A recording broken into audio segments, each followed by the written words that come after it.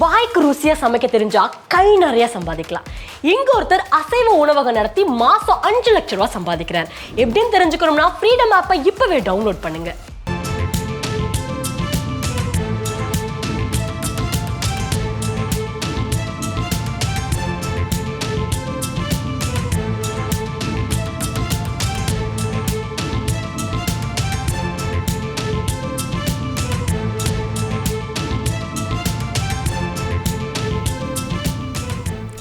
இரட்டை இலை சின்னம் விவகாரம் தொடர்பாக தேர்தல் ஆணையத்தில் நடைபெறும் விசாரணையில் சி.வி. சண்முகம் ஆஜராகியிருக்கிறார்.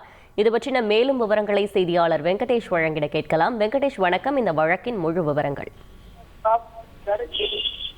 வணக்கம்.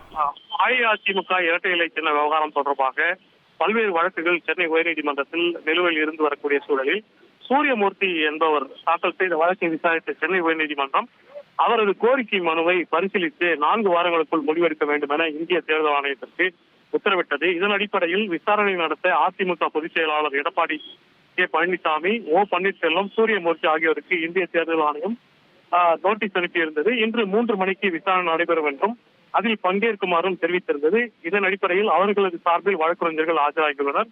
குறிப்பாக இந்த விசாரணையில் எடப்பாடி கே. பழனிசாமி சார்பில் அதிமுக மாநிலங்களவை உறுப்பினர் சி.வி. சண்முகம், மூத்த வழக்கறிஞர்கள் சி.எஸ். வைத்தியநாதன் மற்றும் உயர்நீதிமன்றத்தில் வழக்கு தொடர்ந்த சூரியமூர்த்தி, ஓ. பன்னீர்செல்வம் சார்பில் வழக்கறிஞர்கள் கேத்தன் பால், திருமாறன், ராஜலட்சுமி உள்ளிட்டோர் ஆஜராகியுள்ளனர்.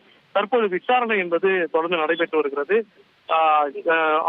அதிமுக பொதுச் செயலாளர் எடப்பாடி கே. பழனிசாமி வாதத்தை பொறுத்தவரை குறிப்பாக இந்த வழக்கை சென்னை உயர்நீதிமன்றத்தில் தொடர்ந்த சூரியமூர்த்தி 2018ஆம் ஆண்டு பிறகு அடிப்படை உறுப்பினர் இல்லை என்றும் அவர் ஏற்கனவே ஒரு அரசியல் கட்சியின் சார்பில் எடப்பாடி தொகுதியில் போட்டியிட்டுள்ளார் என்றும் அவர் தாக்கல் செய்த வழக்கு என்பது சிவில் வழக்கு ஏற்கனவே தள்ளுபடி செய்யப்பட்டுள்ளது என்றும் ஏற்கனவே இந்த கட்சியிலிருந்து நீக்கப்பட்டவர்கள் மற்றும் தனி மனிதர்கள் உரிமை கோர முடியாது, எனவே அவரது கோரிக்கை மனுவை தள்ளுபடி செய்ய வேண்டும் என எடப்பாடி கே. பழனிசாமி சார்பில் வாதங்கள் என்பது முன்வைக்கப்பட்டு வருகின்றன.